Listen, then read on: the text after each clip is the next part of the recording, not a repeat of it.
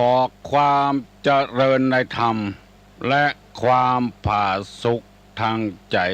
จงได้มาบังเกิดมีกับท่านสาธุชนคนดีผู้เจริญอยู่ในศีลผู้เจริญกินในธรรมตลอดถึงคุณพ่อคุณแม่ผู้ให้กำเนิดคุณครูบาอาจารย์ผู้ประสิทธิ์ประสาทความรู้คุณงามความดีที่ท่านทั้งหลายได้กระทำปั้มเป่งมาในอดีตและกำลังจะทำอยู่ในเวลานี้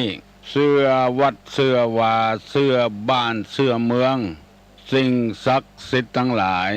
มีพระสยามเทวาธิราชพระธาตุเจ้าดอยสุเทพจังหวัดเชียงใหม่พระธาตุเจ้าหริพูนชัยจังหวัดลำพูนพระธาตุเจ้าลำปางหลวงจังหวัดลำปางและพระธาตุเจ้าดอยกองมูจังหวัดแม่ฮ่องสอนตลอดถึงครูบาเจ้าศรีวิจัยนักบุญแห่งล้านนาไทยเป็นต้นก็ได้มาปกปักรักษาท่านผู้เจริญในศีลในธรรมทุกท่านทุกคนให้มีความสุขกายและสุขใจเหมือนกันทุกท่านทุกคนตลอดกาลนานก่อนที่จะได้ดำเนินรายการต่อไปนี้ขอเชิญชวนมวลท่านสาธุชนทั้งหลายได้ไหว้พระเพื่อให้เกิดความเป็นสิริมงคลกับตัวกับครอบครัวกับธุรการงานกับการเดินทางขับรถขับรางต่อไปปนมมือเน้ออะระหังสัมมาสัมพุทโธภควาพุทธังภวันตังอภิวาเทมิกราบสวากขาโตภควตาธัมโมธัมมังนัมมัสสามิกราบสุปฏิปันโนภควโตสาวกสังโฆสังฆังนะมามิกราบอันธมยังพุทธัสสะภควโตบุพภาคณะมะกะลังกะโลมะเสนะโมตัสสะ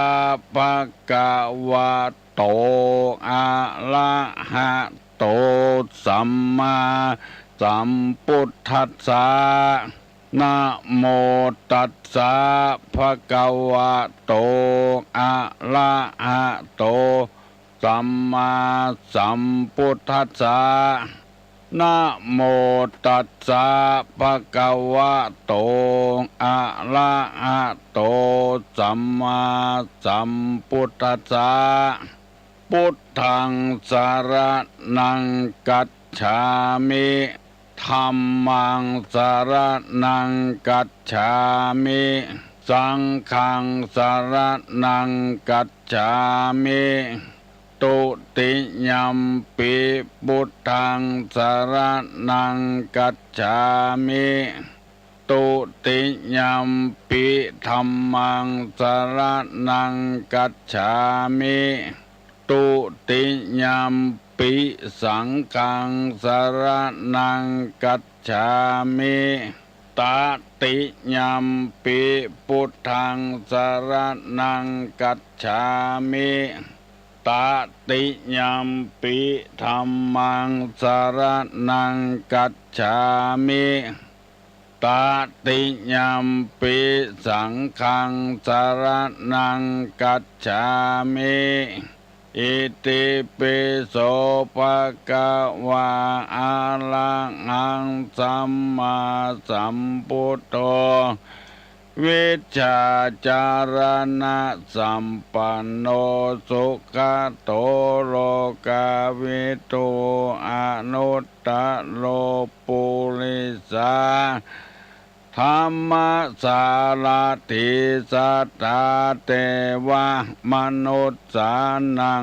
พุทโธภควาติสวากขาโตภควตาธัมโมสันติทิโก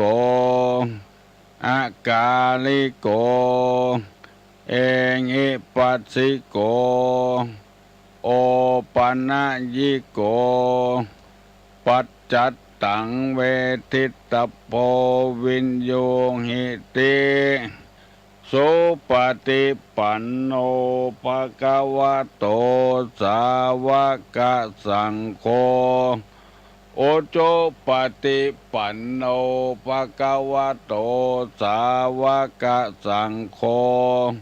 ญาญาปฏิปันโนภะคะวะโตสาวกสังโฆสามิจิปฏิปันโนภะคะวะโตสาวกสังโฆญาติตังจัตตาลิปุริสายุคานิอัตถาปุริสาบุคลาเอสาภะคะวะโตสาวกสังโฆอาหุไนโยปาหุไนโยทักขิไนโยอัญจริกาลนิโยอนุตตะลังปุญญเขตังโลกัสสาติกราบหนึ่งกราบสองกราบสามกาเลนะธรรมัสสวนังเอตัมมังคะละมุตตะมังแปลว่าการฟังธรรมตามกาลเวลาเป็นมงคลอันประเสริฐมาแล้วเนอะพ่อออกแม่ออกญาติกาวงศาทั้งหลายเสียงก้องเสียงกองเสียงมองต่ำเข้าเสียงตุเจ้าเทศนาธรรมโบราณท่านว่าเป็นเสียงที่ประเสริฐเป็นเสียงที่ฟังแล้วเหมาะเจาะบันนักบันน้อยเกินไปเสียงนี้ท่านจะได้ยินกูเจ้าตั้งแต่6 โมงถึง7 โมงเพื่อได้ประกาศสัจธรรมคำสั่งสอนในทางพระพุทธศาสนาเพราะพระองค์ได้แสวงหาด้วยความยากลำบากในที่สุดพระองค์ก็เลยตัดสินใจเพื่อเอาธรรมะไปเผยแพร่แก่คนที่ต้องการฟังธรรมปฏิบัติธรรมเพื่อมีความรู้เพิ่มเติมยิ่งขึ้นหวังมรรคหวังผลคือพระนิพพานเป็นที่จ้างที่เปิ้งแต่แล้วเมื่อคนเฮาทุกวันนี้บ่เป็นพระอริยะแต่บางคนก็ตั้งอยู่ในกัลยาณธรรมบางคนก็ตั้งอยู่เป็นปุถุชนเป็นคนธรรมดาเมื่อกัลยธรรมอยู่ที่ไหนที่หั่นก็มีความสุขบานหวานใจเปิ้งประอาศัยกันได้ง่ายบ่มีอันยังเป็นสิ่งที่น่ากลัวน่าเดือดร้อนน่าฮ้อนใจธรรมะนี้บ่เคยเป็นพิษกับไผสักคนถ้าคนนั้นนำไปใจมันถูกตี้ถูกดางถ้าบ่ถูกตี้บ่ถูกดางก็เป็นพิษเป็นภัยกับคนอื่นแต่ด้านคนใดปฏิบัติต่างรับธรรมะฮ้อนก็ได้อาบอยากก็ได้กินนอนหลับก็มีความสุขตื่นขึ้นมาก็มีความสุขบ่มีผลเสียหายที่บางครอบครัวนั้นผัวจะไปเมียบ่ฮื้อไปเมียจะไปบ่ฮื้อผัวไป เพราะเหตุว่าเรื่องหลายอย่างบ่มีหยังกินพ้องกาทะเลาะเบาะแว้งกันมาก่อนกาทำให้เดือดร้อนกันเองส่วนธรรมะนี่บ่ให้ไผได้เดือดร้อนอยู่คนเดียวปฏิบัติก็ได้ปฏิบัติเป็นหมู่ก็ได้ทำให้กายสงัดเมื่อกายสงัดแล้วอุปธิวิเวกก็จะสงบลงไปที่สดมาคนเขาก็จะเป็นคนดีถ้าหลายดีเข้าหากันมันยิ่งเพิ่มความดีขึ้นเหมือนกับอะไรรถเครื่องอะไรรถยนต์หรือเครื่องยนต์กลไกต่างๆที่มันทำงานแทนคนนั้นเพราะเครื่องมันดีทุกอย่างมันดีร่างกายก็สมบูรณ์อายุพรรษาก็บนักหนาป้าบ้านบ่เป็นธุระของไปเพราะฉะนั้นโบราณเพิ่นจึงว่าอย่าไปเข้าวัดเมื่อยามแก่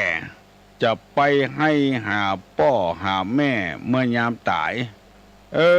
ตะเลิงได้หูในหันมานี่บอกว่าวัดใดบ้านใด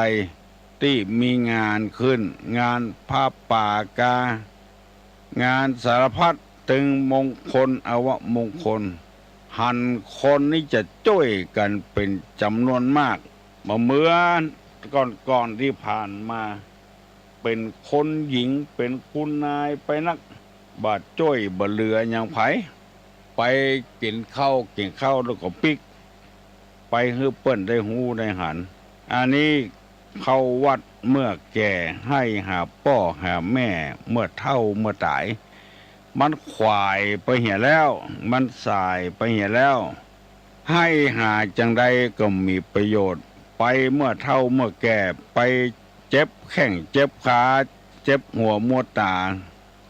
เวทนาเกิดขึ้นนักกว่าสุขเวทนาจึงขอเชิญชวนมวลท่านผู้ฟังทุกคนและยินดีกับผู้คนที่ได้เสียสละเวลาชั่วโมงเดียวบ่ได้ตั้งอกตั้งใจฟังพระธรรมคำสั่งสอนพระสัมมาสัมพุทธเจ้าเปิ้นอู้ว่าตุกมันมีประจำกูตัวคนมีวิธีที่จะหลีกเลี่ยงมันได้คือพยายามจะไปบ่นหามันจะไปเสาะหามันเปิ้นเป็นก็เป็นตัวเปิ้นบ่ต้องไปเดือดไปบ่นอะไรอย่างเพราะมันหลีกเลี่ยงบ่ได้เมื่อตะวานี้ตุลุงได้นำเอาเรื่องความทุกข์10ประการมาบรรยายให้พี่น้องทั้งหลายฟังได้ข้อเดียวข้อที่ว่าสภาวะทุกข์อันนี้ทุกข์ไปตามสภาวะตามจำประจำของสังขารคือว่าทุกข์เพราะแก่เพราะเจ็บเพราะตายได้อธิบายไปแล้วมันตึงบ่โป้นไปได้สักคนเรียกว่าสามัญลักษณะที่เสมอกันเป็นของสามัญชนคนรวยคนจนเจ็บหลังเจ็บเอวเจ็บแข้งเจ็บขาเจ็บหัวมัวตาปวดหั่นปวดนี่มีสิทธิเป็นเต้าเดียวกันหมดอันนี้เรียกว่าสภาวะทุกข์ข้อที่สองว่าปกิณณกทุกข์แปลว่าทุกข์จรข้อที่สามว่ามินิพพัทธทุกข์คือทุกข์หนึ่งนิดข้อที่สี่ว่าพยาธิทุกข์เพราะเป็นพยาธิข้อที่ห้าสันตาปทุกข์คือความร้อนลุ่มหรือลุ่มร้อนได้แก่ความกระวนกระวายข้อที่หกว่ามิปากทุกข์เพราะผลกรรมทุกข์เพราะวิบากข้อที่เจ็ดว่าสหคตทุกข์ไปด้วยหรือทุกข์เข้ามากำกับกันข้อที่แปดว่าอาหารปริเยถาทิฏทิฏทุกข์เพราะอาหารการกินเข้าไปแล้วทำให้เจ็บมือปวดข้อที่เก้ากล่าวว่าวิวาทมูลทุกข์ที่มีวิวาทเป็นมูลเป็นข้อเก้าข้อที่สิบว่าทุกขขันธ์แปลว่าทุกข์รวมยอดหมายถึงเอาสังขาร ที่รวมมาเข้ากับขันธ์ห้าหมู่นี้เป็นต้นได้อธิบายพี่น้องทั้งหลายฟังไปแล้วหนึ่งข้อแล้วคือสภาวะทุกข์เป็นจะอีตุคนกูคนเฮาไปบ่นเฮาไปเดือดเฮาไปว่าเจื้อใดมันก็ตึงบ่โปนอยู่แล้วทุกข์เพราะสิ่งเหล่านี้ไม่อยากให้ทุกข์เมื่อแก่ก็ไม่ต้องเกิดมา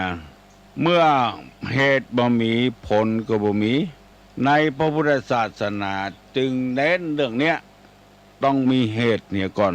เพราะความทะเลาะเบาะแว้งกันบ่ชอบหน้ากันแล้วก็เกิดเรื่องเกิดราวขึ้นถ้าเฮาบ่ให้เกิดเรื่องเกิดราวขึ้นเฮาก็บ่ต้องเอาเรื่องกระไผทุกข์เพราะชราทุกข์เพราะพยาธิทุกข์เพราะมรณะก็อย่างเดียวกันบ่อยากให้ความทุกข์นี้เข้ามาสู่ตัวมีวิธีเดียวคือบ่เกิดขึ้นมาเมื่อบ่มีเหตุก็บ่มีปัจจัยบ่มีเลยบ่มีผลเพราะมีเหตุและมีปัจจัยสนับสนุนและจึงมีผลเหมือนกับเฮาเกิดมาเนี่ยเป็นต้นเหตุมีปัจจัยทำให้ต้นเหตุช่วยเหลือกันงานจะทำอะไรจะสำเร็จก็เพราะว่าเฮาช่วยกันทำเฮาบ่เดือดร้อนบ่บ่นให้ไผฟังมีก็หมออย่างเดียวจะได้ฮู้ว่าหมอทายบ่ออกเด้อเพิ่นก็จะเอายาระบายให้กินยาทายให้กินเพราะธรรมดานี่ไปจะใดมันก็เป็นทุกข์ด้วยกันหมดเพราะว่านักปราชญ์บัณฑิตเปิ้นจารึกว่าทุกข์108ข้อที่2ปะกินนกะทุกข์ปะกินนกะทุกข์หมายความว่าทุกข์จร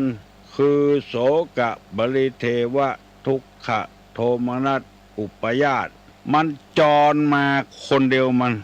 ตาไปหันใส่รูปที่บ่ชอบตาอันนี้เรียกว่าทุกข์จรแล้วเกิดความโลภขึ้นมาเพราะตาไปหันใครได้ขึ้นมาหรือไปหันใส่คนที่เขาบ่ชอบก็เกิดความทุกข์ขึ้นมาแถมบ่ใครหันตาบ่ได้หันหน้าก็ได้หันอยู่ก็เป็นทุกข์ที่ในทุกข์อริยสัจจัดว่าเป็นของทนได้ยากปิเยหิสัมปโยโคทุกโขอปิเยหิวิปโยคุทุกโขทุกฮักกันชอบกันบ่ได้อยู่กับกันก็เป็นทุกข์บ่ชอบกันบ่ฮักกันก็หันกันถึงวันก็เป็นทุกข์อันนี้เฮาว่าทุกข์จรมันเกิดขึ้นมาด้วยอารมณ์จรความคิดที่มันจรมาไปปะแซวแล้วก็เกิดความโศกปริเทวะทุกขะโทมนัสปยาตเกิดความโศกความเศร้าขึ้นมานำมาคิดมาใจมีเหมือนกันกูคนที่ยังบ่หมดกิเลสเตื้อเพราะฉะนั้นท่านบอกว่าอย่าไปติดใจสงสัยกับมันความโศกความเศร้าความปริเวทนาหากันความโทมนัสขับแค้นอกขับแค้นใจมีหลายคนเคยนำเรื่องนี้มาเล่าให้ฟังเฮาบ่ได้หันความดีของลูกของพ่อของแม่ของผัวของเมียที่อยู่กับกันผัวกินเหล้าถึงวันเงี้ยจะได้แค่เหมือนเปิ้นเหมือนต้านเลยเก็บมาคิดโสกาปริเทวะทุกขะเกิดขึ้นอันนี้ปอห้องว่าปกินนกะทุกมันเข้ามาเป็นกรรมกินแล้วก็มายุ่งทะละทลายในบ้านเฮาจะเนี่ยวิธีใดที่ไปแก้ความทุกข์จะหนีจากไปเหรอหรือว่าเดือดเข้ามันหนีไปเหรอบ่เมินมานานมันก็ปิกขึ้นมาอย่างเก่าห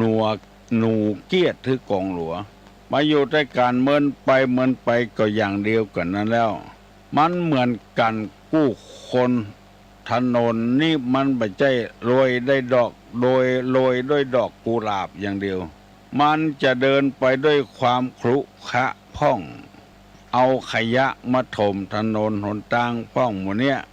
เดินสะดวกพ่องบ่สะดวกพ่อง เปิ้นบอกว่ากลัวพี่น้องเฮาทุกคนจะมีความทุกข์อยู่ตลอดไปลวดปีลวดแรงบ่มีความสุขสักเทื่อเมื่ออยู่กับผัวขี้เหล้าขี้เดือดขี้ดังเมื่อมีเมื่อแม่เมื่ออยู่กับผัวขี้เหล้าได้เมียเป็นคนขี้เล่นได้สตางค์มาก็เข้าบ่อนเข้าพายเอาไปเล่นหวยเล่นแชร์หมดก็เป็นตุกจรขึ้นมาว่าอย่างนี้กันบ่ได้วิธีแก้มันจะใดท่านบอกว่าขอให้มันเป็นธรรมชาติเถอะพอคุณงามความดีของมันพ่องเมื่อเขาพอคุณงามความดีของเขาพ่องมันน่าจะอภัยให้กันอยู่ด้วยกันได้เฮาไปมุ่งแต่จะฮื้อเปิ้นดีอย่างเดียวและตัวเฮาดีหุบ่ดีหุบ่ได้พิจารณาบ่ได้มองตัวเก่าบ้านถึงเป็นจะได้มันเป็นจะอั้นก็เพราะว่ามันจะต้องมีเหตุมีผลอย่างใดอย่างหนึ่งแล้วบอกว่าไผตุกจรเนี่ยมันจะตุกมาคนเดียวมันซื้อหวยบ่ถูกก็เกิดเป็นตุกละตุกจรเมื่อเฮาบ่ซื้อมันบ่ถูกเฮาก็บ่เดือดร้อนเพราะเฮาบ่ได้เสี่ยงกระต่างเฮาซื้อมันลงไปสงสัยจะถูกแล้วมันบ่ถูกสักกรรมตุกจรนี่มันก็บ่เกิดขึ้นเพราะฉะนั้นพ่อออกแม่ออกญาติกาวงศาทั้งหลายมันมีวิธีเดียวแต่อันที่บ่ฮือเกิดตุกนี่ขึ้นมาคือตัดไฟแต่ต้นลมเนี่ยสมมติว่าตุกกับผัวขี้เหล้าเฮาบ่เอาผัวกลัวมีเรื่องมีราวกันเอาอกเอาใจกันซักผ้าซักควงเฮ้อทำอาหารการกินเฮ้อมันบ่แล้วสักเตื้อกินแล้วยังบ่พอบ่นตัวแถมเดือดตัวแถมของกินบ่ล้ำอาหารบ่ล้ำเข้าบ่ล้ำตัวแถมตัดไฟเหี่ยต้นลมเลยอย่าไปดังมันขึ้นมาบ่ใครตุกกับผัวก็บ่เอาผัวละเมื่อเฮายังเอาผัวอยู่ความตุกจรมันจะเกิดขึ้นมาที่ว่าเนี่ยความโศกเจ้าเสียใจความปริเวทนาความทุกข์ความโทมนัสความเสียใจย่อมเกิดขึ้นเป็นธรรมดาเมื่อเฮาบ่ใคร่ฮื้อไฟมันลุกเฮาก็บ่ต้องเอาหลัวบ่ต้องเอาไม้ขีดไฟมาสู่มันตัดปัญหาข้อนี้ไปเหี่ยเมื่อเฮางอมใส่มันนี่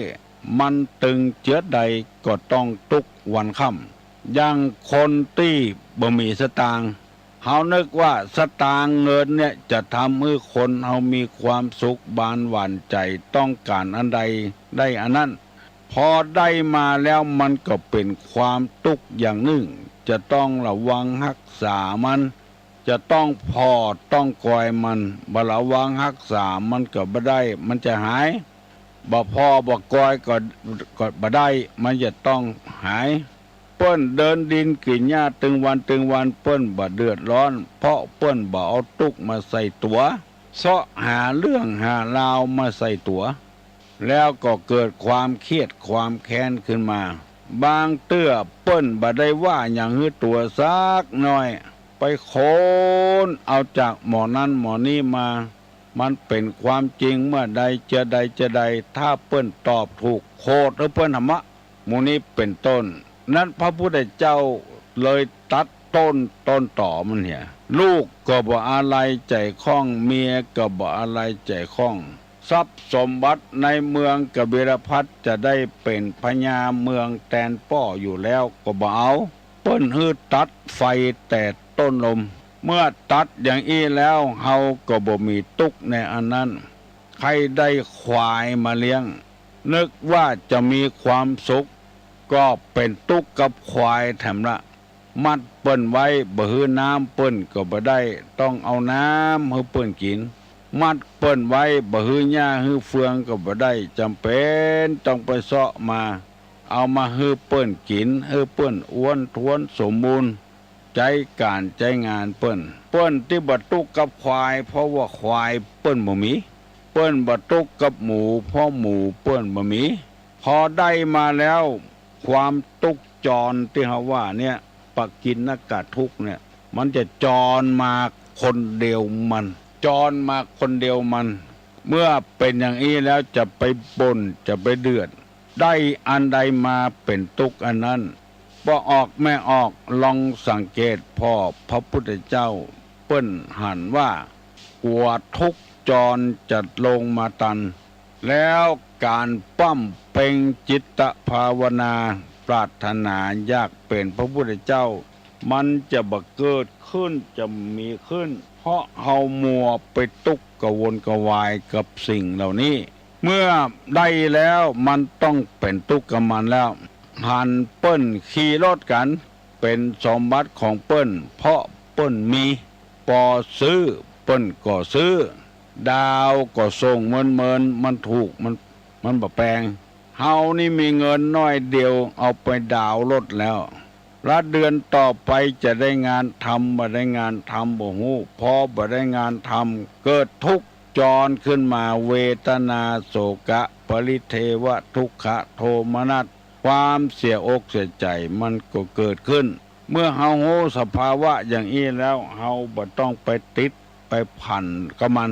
เฮาเกิดเป็นทุกข์นักลำไปสมัยบัดเดี๋ยวนี้คนเฮาบ่ได้คุ้นเคยกับศาสนาคุ้นเคยกับวัดกับวาโหนความตกเข้ามาใส่ตัวอยู่เรื่อยๆถามว่ารถเก่ามีไหนมีฮะนะเตื้อใจไปไหนไก่มันบ่รู้ต่างตัวลุงก็ยังว่านะกะฟังเสียงมันก็ผ่อนแก้ผ่อนเอาก็ได้มันบ่เป็นหยังสำหรับคนที่มีจิตใจเข้มแข็งมันจะเป็นอันยังก็เพราะว่าคนมีจิตใจบ่เข้มบ่แข็งรถเก่าก็ดีซ่อมรถใหม่ก็ดีส่งหิหากาขายมาตึงเจนตึงจาดบ่มีอย่างลักฐานเป็นของตัวสักอย่าง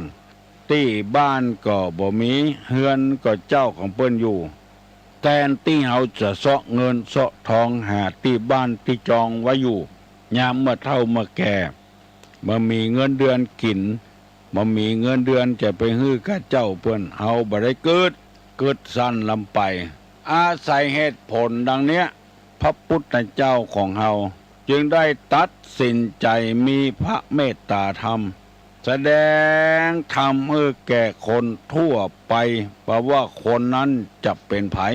จะเป็นเชื้อใดชาติใดป้อใจไม่ยิงเทศนาธรรมให้ฟังหมดพระองค์จึงมีเมตตาธรรมปนภพปนชาติไปแล้วบ่ได้มายุ่งกับทุกข์เหล่านี้ซึ่งมันตรงกันข้ามกับคนเฮาธรรมดาเนี่ยบ่มีเมตตาธรรมหันแก่ตัวหันแก่ได้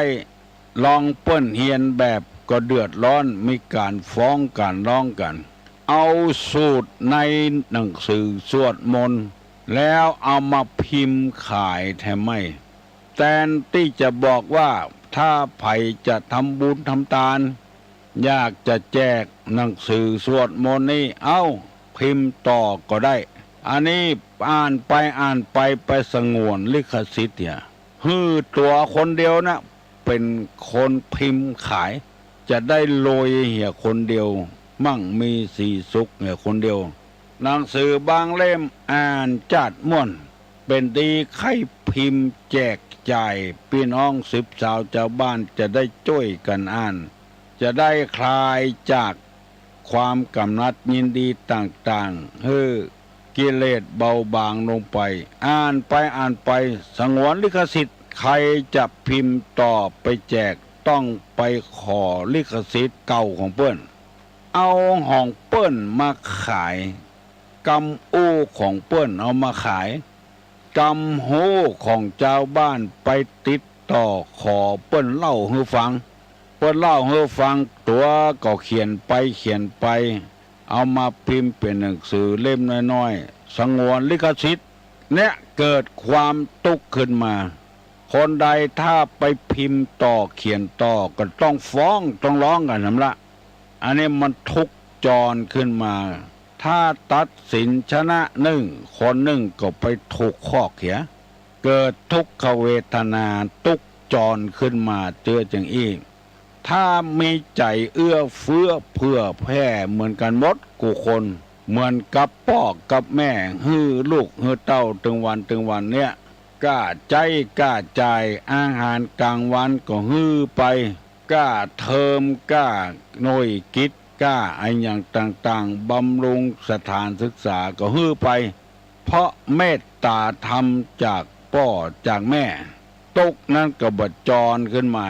เพราะว่าเป็นหน้าที่ของเฮาที่จะต้องช่วยเหลือ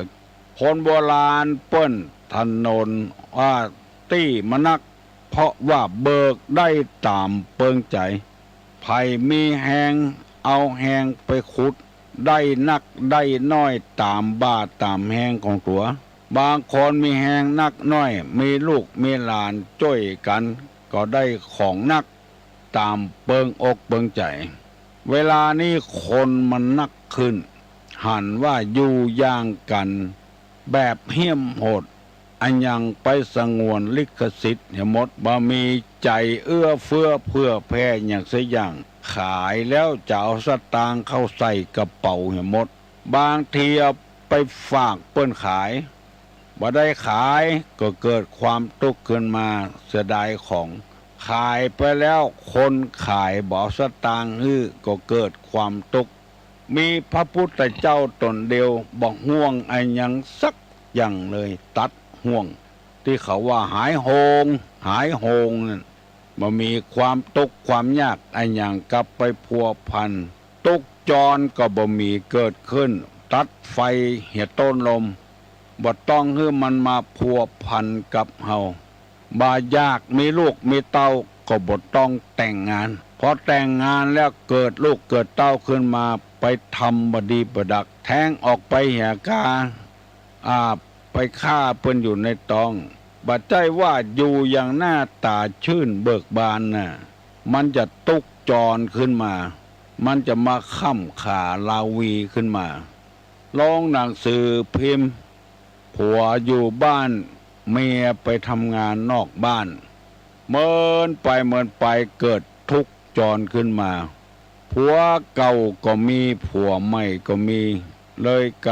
กิดทะเลาะเบาะแว้งกันผัวเก่าอายุนักลำไปสู้บ่ได้โดนผัวใหม่ฆ่านึกว่าฆ่าผัวเก่าตายแล้วจะมีความสุขบานหวานใจจะได้ครองรักตัวกลับไปอยู่คอกเขียเมียก็เป็นแม่ไม้อยู่ตั้งหลังอันหนึ่งผัวเก่าตายผัวใหม่ประติดคอกตัวเองก็เกิดทุกข์จรขึ้นมาว้าเวสู้เฮาปฏิเสธเหี่ยเลยบ่เอาไผละอย่างเงี้ยมันก็บ่มีแล้วทุกข์จรขึ้นมาเงินคำกำแก้วก็เช่นเดียวกันหิหาก้าขายปออัดกุ้มอัตภาพก็พอใจแล้วเฮาก็ได้อยู่ได้กินมีของใจมีไม้สอยมาแล้วบากบะยากบะกั้นอย่างมีพออยู่พอกินอยู่พอพลาดหวังอย่างใดอย่างหนึ่งเกิดความทุกข์ขึ้นบ่ม่วนใจขึ้นหมู่นี้เป็นต้นเฮาบ่ได้ตัดลมพลัดไฟต้นลมเมื่อเฮาดังไฟขึ้นมาแล้วไฟนั้นย่อมจะฮ้อนเป็นธรรมดาจะกลัวป้อออกแม่ออกบ่เข้าใจเรื่องนี้คือเฮาตัวกลัวตุกกับหยังเฮาก็ปฏิเสธไปเหี่ยเลยกลัวตุกกับเงินกับทองบึดหมอหนึ่งมาขอบึดหมอหนึ่งมายืมเฮาก็บ่ต้องเมียมีพอกินพอจ่ายก็มีความสุขแล้วในทัศนะของพระพุทธศาสนาเปิ้นว่าฮือสันโดษคำว่าสันโดษนี่คือบ่โลภเอานักนำไปมีเท่าใดพอใจต้องอันมีร้อยพอใจร้อยมีหมื่นพอใจหมื่นงานที่เราทำก็ตึงได้เงินได้ทองอยู่แล้วขยายออกไปแถมเป็นสาขาแถมสาขาหนึ่งสาขาสองแล้วก็ความทุกข์ก็จรขึ้นมาแล้วโอกาสที่จะไปจำศีลกินทานเมตตาภาวนากวัดกวาไม่มีแล้วไปมกมุ่นอยู่กับสาขาหนึ่งสาขาสองฮัลโหลนมัสการเจ้าอยู่บ้านไหนฮะบ้านทุ่งไข่เจ้าบ้านท่าจะถามว่าจะสืบชะตาคุณป่วยเนี่ยวันใดดีจ้าคนป่วยจะสืบชะตาเจ้า มันเกิดวันหยังหา ก็ว่าในวันเสาร์จะหาดื่มถามเปิ่นเป็นปีเป็นน้องเป็นปัจจัยเจ้า วันใดมันว่างลูกหลานอยู่ เจ้า ไปเยะเวกเยะการหยังก็เอาวันนั่นก็ดีแล้วรู้ เจ้าเอาตัวเจ้าสิตนจ้าเจ้า ตั้ง5 ตนขึ้นไปนะ เจ้าง านมงคลนี่ใจกี่อาวะมงคลนี่ใจกู เจ้าง านคืนเฮิรนใหม่ก็สืบชะตานี่ก็5 ตน7 ตน9 ตนสุดแล้วกำลังของเฮานะ เจ้า ตั้ง5 ตนขึ้นไป เจ้าอันมันคิดคำอีกก็จะดีเนาะ แต่ทำตัวเห โอ้เจ้า ทำสืบชะตาอุณควิจัยก็ได้ เจ้า ใช้ผูกเดียวพอแล้วมันต้องหลายผูก เอาตักบาตรทำบุญบานให้เลยก็ดีก็หา โอ้ยิงดีกะตักบาทบุญบานนะ เจ้า ใส่บาทมาเจ้าเหทำบุญตักบาทเห เจ้า นิมนต์5 ตนเนาะ เจ้า เอาขอให้ตุเจ้าเอาบาทมาตย เจ้า ดีกะ นมัสการเนี่ยเจ้า บุญรักษาเนี่ยแม่หลงเนี่ย เจ้า บุญรักษาโอ้ดีแต่โทรศัพท์มาถามสืบชะตาวันใดก็ได้วันที่16นี้ที่วัดโสพนารามคณะสงฆ์อำเภอแม่ริมร่วมกับมูลนิธิบุญญาพรจะได้จัดฉลองมหาปรริญญานักธรรมตรีโทเอกอภิธรรมเนอะไผใครมาห่วมก็เชิญมาห่วมเนอะฮัลโหล ตุลุงเจ้า มีคนถามเจ้าว่า เวลาเปิ้นเดินบนเวลาเปิ้นเวียนเทียนน่ะเปิ้นเดินวนรอบโบสถ์รอบวิหารเปิ้นเดินวนขวาแล้วเวลาญาติมิตรเวลาจะไปงานศพเปิ้นก็ยังมาเดินวนขวาตรงเวลาจะอีเจ้าเราก็มานึกขึ้นได้ทีหลังอ๋อเป็นการเขาครั้งสุดท้ายก้าเป็นบรรทักษิณทักษิณครั้งสุดท้ายก้าเจ้าก็บ่แน่ใจขอเงินตุลุงตอบเงินเปิ้นฟังตัวเจ้านมัสการครับ เปิ้นว่าจังอันโลไม่ยิงซ้ายประจายขวาความว่าประทักษิณนี่ก็คือเบื้องขวานั่นทักษิณาบอกว่าจะเวียนไอ้หยังเวียนเทียนวิสาขะมาคะอาสาฬหะนี่เวียนขวาหมดศพก็อย่างเดียวกัน แต่ว่ามีบกให้อาจารย์บางคนนะเปิ้นมากำหนดกันว่าเจ้าอันเฮาว่าเวียนขวานะถูกต้องละจะได้กำหนดว่าสภาวะเกิดมานี่มันเป็นทุกข์เน้อเกิดก็เป็นทุกข์เจ็บก็เป็นทุกข์ตายก็เป็นทุกข์การพระทักษิณนั้นคือระลึกถึงคุณงามความดีของเปิ้นจะเวียนซ้ายเวียนขวาก็ได้ฮัลโหล ขอถามแหมเตื้อยเจ้าเปิ้นว่าเวลาเฮาเวียนเทียนเนี่ยบางคนเปิ้นใช้ธูป2 ดอกพระพุทธพระธรรมบางคนมันอย่างก็ใช้3 ดอกซึ่งพระสงฆ์เปิ้นก็เดินวนโดยก็ได้อีเจ้า3 ดอกนั่นนะถูกต้องละพระพุทธพระธรรมพระสงฆ์นะปทักษิณังกายกัมมังวจากัมมังมโนกัมมังปณิทิเตปทักขินานิกตัวนาละปันตเตปทักขิเนปทักษิณ3 รอบใจดอกใจเทียนใจธูป3 ดอกความจริงหมู่นี้มันกำหนดกันขึ้นมาเมื่อลุนในทางพระพุทธศาสนาแต่นี่เมื่อพระพุทธเจ้าจะถวายพระเพลิงพุทธสรีระก็ปากันขมาศพโดยเวียนเทียนแล้วธูปกี่ดอกเทียนกี่ดอกเปิ้นไม่ได้กำหนดเอาไว้ เปิ้นขอให้เวียนเทียนต่ออันเพราะฉะนั้นสดแล้วแต่ใจหาได้มาเท่าใดก็เอาเท่าอันอย่าไปให้ความตุกจรมันเกิดขึ้นความโศกาปริเทวทุกขโทมนัสอย่าไปให้เกิดขึ้นในจิตในใจให้ตัดภละเหียมือ10 นิ้วนี่ก็ได้เปิ้นเรียกว่ามือ10 นิ้วไก่กิ้วเกษาแตนมาลาดอกไม้เอานึกถึงคุณงามความดีของเปิ้นจะบ่ฮื้อมีการทกกันเถียงกันไผได้กี่ดอกก็เอาเวียนไปได้เวียนดีตีแต่ก็เวียนขวาแต่นะตุลงขอประชาสัมพันธ์อาจจะได้นิมนต์ตุเจ้าคณะจังหวัดรองเจ้าคณะจังหวัดพระครูแถม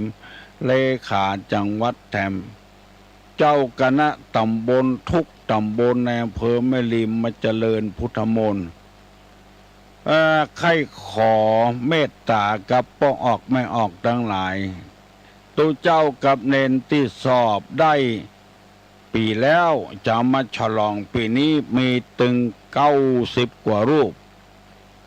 มันมีปัญหาอยู่ที่ว่าเงินรางวัลจะเอาฮื้อละอ่อนนั่นได้กำหนดกันไว้แล้วว่าบอกว่านักธรรมชั้นไหนจะเอาถวาย500 บาทใครเป็นเจ้าศรัทธากับตุลุงก็ขอเจริญเนิดตั้งแต่วันนี้เป็นต้นไปจะมีตุเจ้าอยู่ในวิหารวัดโสพนารามนี่ต้อนรับวันที่16นี้ไผมีจิตศรัทธาจะเอาเข้าหม้อแกงหม้อการลงทานการมาร่วมทำบุญก็ได้พร้อมกันนี้ขอนิมนต์ตุเจ้าทุกวัดมาเป็นกำลังใจฮื้อละอ่อนที่จะถวายทานก็เฉพาะตุเจ้าที่เจริญพุทธมนต์ต่ออันหมู่นั้นเฮาปากันมาสนับสนุนฮื้อละอ่อนวัดเฮาก็แปลงกันแล้วแปลงปล่อยหลวงวิจิตรพิสดารแต่เฮาลืมสร้างคนละอ่อนเฮียนนักธรรมมาด้วยความอุตสาหะวิริยะช่างคนให้เป็นคนดีเหี่ยพ่องไปสร้างกวิหารสร้างโบสถ์สร้างกุฏิอย่างเดียวเราต้องสร้างคนให้เป็นคนโดยเขาศึกษาธรรมะโดยความอุตสาหะวิริยะของเขาเพื่อกระตุ้นเพื่อพระพุทธศาสนานี้จะฮือดียิ่งขึ้นไปโดยที่ว่าถ้าว่าปริยัติอันตรธานไปเหี่ยแล้วพระพุทธศาสนานี้จะอยู่ในโลกนี้บ่ได้คือหมายความว่าอันตรธานนี่มันหายไปชิบหายไปคือคนบ่เฮียนศีลบ่เฮียนวินัยบ่เฮียนธรรมวันที่16นี้คณะสงฆ์ร่วมกับมูลนิธิบุญญาภรณ์จะได้จัดงานฉลองขอเชิญชวนมวลญาติพี่น้องทั้งหลายที่ฟังตุลุงทุกวันถ้ามีจิตใจจะร่วมทำบุญอันนี้จะว่ากำหนดกฎเกณฑ์ก็กำหนดกฎเกณฑ์ยอมรับเพราะว่าเขาจะฮื้อคนหมอก100-200นี่มันก็บ่กุ้มกล้าลดกล้ายางเขาถ้าฮื้อตั้ง500ขึ้นไปมันได้นักหนาป้าป้านก็จะเปาะปะหอมแต่เป็น600-700ถ้ามันมีตาอั้นเอาก็เอามอบให้เขาตาอั้นฮื้อกำลังใจแก่เขาฮัลโหลขอนมัสการนะตุลุงเจริญพรอ๋อเพิ่นจะทำเนี่ยฉลอง46อย่าตุลุงมัน46ตุเจ้าตัวใดก็กี่ตนตุเจ้า23เป็นเจ้าคุณเป็นพระครูร้อนนะตุเจ้าที่นิมนต์มานะแล้วก็ตุเจ้าที่สอบได้มัน90 กว่ารูปกันน่ะ 95 45หมดไป40,000ป่ายแล้วเนาะ มหาปรเลนนะก็4ประโยคใน1,0004ประโยคก็4,000ไม่2ตนก็8,000แล้วเนาะมันบ่มีงบประมาณที่ไหนบ่เหมือนกับเจ้าบ้านเจ้าจองอ่ะต้องอาศัยพระสงฆ์บริจาคช่วยกันอันก็ขอรวมทำวันที่16นั่นจะขอร่วมทำบุญกับตุลุงเนาะโอ้ยินดีเนอะบุญธรรมเนอะ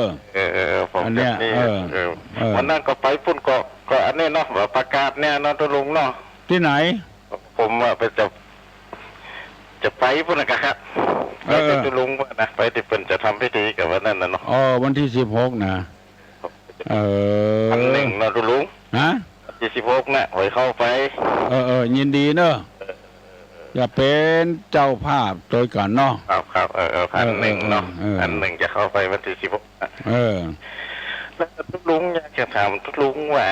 เขาจะป้องประตูบ้านแน่นอนประตูอันนั้นหมายถึงว่าบ้านเนี่ยมันมีประตูกำลังเนาะมีละประตูแล้วเขาจะบ้องแห่งประตูหนึ่งเนี่ยทุลุงจะดีป่ะตามปกตินี่มีประตูเดียวมีประตูเดียวโอ้ได้กะแล้วก็มันก็หัวเดียวกันนั้นแล้วเขาจะบ้องแห่งประตูได้เนาะเป็นได้กะโหแล้วมีพิธีอย่างมามีอย่างแค่ทุลุงบ่มีหยังวันดีก็คือดีเนาะทุลุงเนาะก็ใครคือดีแต่น้อยก็จุดธูปจุดเทียนบอกแม่พ่อธรณีเจ้าตี้ฮะเพื่อความสะดวกสบายเนอะแม่ธรณีเจ้าตี้เนาะจุดธูปจุดเทียนบอกคือเปิ้นเนี่ยพอแล้วได้กะบอกเตอะแผงเตอะลุงพระเจ้าก็ไฟฟ้ากับตุลุงเนาะตรงนั้นพระเจ้าเราไม่ได้ถามตุลุงไม่ได้ถามเราฟังดีแต่นั่นกับวันที่16ว่าผมก็เข้าไปให้ตุลุงเนาะดีครับมาเตอะเนาะบอกว่าใกล้ว่าเจ้าเลยตุลุงแหละตอนเจ้าเนาะ9 โมงไปเพียว9 โมงถึงเตียงกันแล้วละครับผมครับกินข้าวกินน้ำกับบ้านไผ่บ้านวันนะครับวันที่16ว่านั่นตุลุงครับขอคณะมัสการเจริญพรเนอบุญธรรมเนอบุญรักษาพี่น้องวงศาคณาญาติแล้วก็เปิ้นฝากมาว่าวัดศรีวังทานเนอวันที่20นี่ฮัลโหลครับไว้สาถามปัญหาครับรากเจ้าของพระพุทธศาสนาคืออะไรอย่างใครเป็นผู้รักษานี่ข้อที่1ครับข้อที่2ถามสั้นๆทุกประจำสังขารคืออะไรอย่างนะครับแต่ว่าไปวัดสันปะควายตุเจ้ามาแว่ถามมันเป็นปู่อะไรอย่างตุลุงถามดีใบดีเงาตอนนี้ก็ถามปัญหาปู่อะไรอย่างไผ่ตอบได้กับปู่นี่ก็ตอบเนอะฮัลโหลครับไว้สาครับไว้สาครับได้ยินแล้วโลหลวงพ่อครับผมขอถามปัญหากับลุงตะกี้ครับเปิดถามมานักแล้วเนาะผมถามว่าพระพุทธเจ้าน่ะก่อนที่แสดงธรรมนะอุปมาดอกบัวสีเหล่านั้นก่อนต่อเป็นภาษาบาลีผมครับคนตะกี้นะครับตอบว่าไงรุดไปเหี้ยมาแว่ตุลุงเดี๋ยวว่าเป็นดีกันหัวมันเป็นปู่อะไรอย่างตุลุงถามแค่ตรงนี้ฮัลโหลครับได้ยินกะตุลุงได้ยินนะครับได้ยินอันนี้ผมตุเจ้ายองวัดน้องเอ๋นะครับน้องเอ๋กะครับตุเจ้าพระตุลุงมุตวาครับติเตธรรมน่ะครับติลุงพระแดงน่ะตุเจ้ายองบ้านน้องเอ๋กตุลุงครับผมจะถวายตุลุง3 ปั้นนะครับตีมอพุนอันบาลีนะครับแต่บอกว่าผมจะเอาผ่านตั้งใดครับผมจะฝากผ่านตั้งใดครับจะฝากมาหอมครับธนนัทนี่ครับเนาะครับส่งตุลุงทองวัดโสพนารามอำเภอแม่ริมครับก็ได้นะครับ อำเภอแม่ริมแล้วก็รหัสมาแล้วครับ ตุลงจำนะเหมือนว่า50-180นี่กะ ครับ 50-180เหมือนว่าจะเอี้ยเนาะ ครับ ครับ ถ้าจะทำบุญนะครับเพราะว่าวันนี้19นี่จะเป็นวันเกิดคอยแล้วคอยเลยอยากถวายก่อน วันที่16นี่นะยินดีเนอะยินดีคอยนมัสการคอยเจริญพรเจริญสวัสดีเนอะตุลุงวัดหนองเงกเตะทำยองเตะทำยองลงเก่า6โมนตุลุงฟังฮัลโหลตุลุงเจ้าคำถามทางพระพุทธศาสนาก็ดีเหมือนกันเจ้าคำถามที่เพิ่นถามทางในด้านพระพุทธศาสนาประวัติพระพุทธศาสนาก็ดีเจ้าชาวบ้านบางคนไปสำหรับเปิ้ลนะเจ้าบ่ได้ละเจ้าถามคำถามง่ายๆบ่ได้เจ้าฮัลโหลเจ้านมัสการเจ้าเจริญพร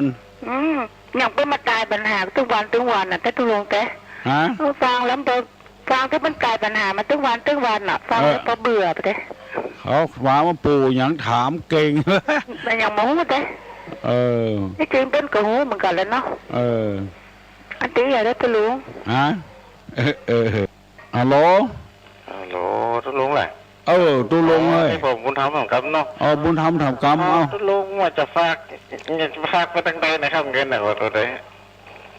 ฝากในน้ำอย่างใดนะครับถ้าไปร่วมทำบุญตัวเป็นห้องวัดธนานัทธนานัทเนาะในน้ำพระครูโสพลบุญญาพรครูโสพลบุญญาพรวัดโสพนารามตำบลดอนแก้วอำเภอแม่ริมจังหวัดเชียงใหม่รหัส50180รหัส50180 50180เนาะรหัสดอนแก้วก็ตุลงตำบลดอนแก้วอำเภอแม่ริมจังหวัดเชียงใหม่พระครูโสพลบุญญาพรครับพรนี่วัดว่าพรนี่พอสำเภารอเรือนอนเนนมกรันวัดโสพนารามตำบลดอนแก้วอำเภอแม่ริมจังหวัดเชียงใหม่รหัส50180ครับฝากธนนัทมาก็ได้เอามาช่วยศาสนานะไม่ใช่ช่วยตุลงนะเนาะครับจากไหนก็ได้อนุโมทนาไปแล้วครับผมครับแล้วก็ขอให้เจ้าวาดวัดในอำเภอแม่ริมรวบรวมจตุปัจจัยที่ใส่ซองไปนั้นเรียรายบอกปุณพอออกไม่ออกมาช่วยกันเฮาบ่มีเงินงบประมาณที่ไหนสักอย่างแต่ว่านี่อบต.เปิ้นฮื้อมา50,000มันบอกกุ้มฮัลโหลสวัสดีครับเจริญพรครับผมครับถามก็แล้วครับตุ๊ดเจ้ามานอนบ้านเนี่ยจะดีกว่าครับวัดมีเปลือกเปเตอเนาะยังมานอนเนาะครับจะป่นมาไก่แล้วป่นมาขอนอนบ้านแล้วเอาตากับเข้าในบ้านเนี่ยจะดีตานั่นดีกะตาให้เปิ้นในบ้านนะครับตอนนี้เปิ้นมาขอนอนในบ้านส่งให้เปิ้นไปวัดปุ่นบัดให้เปิ้นนอนบ้านครับมันบัดใจติ้นนอนของตัวนะถ้าตากับเข้าให้เปิ้นบนบ้านนี้ได้กะเป็นหยังครับครับขอบคุณครับสวัสดีครับไอ้เนี่ยอย่างจะอ่านหาวัดวาเปลือกเปเตอสร้างอยู่เป็น10 ล้าน20 ล้านบ่นอน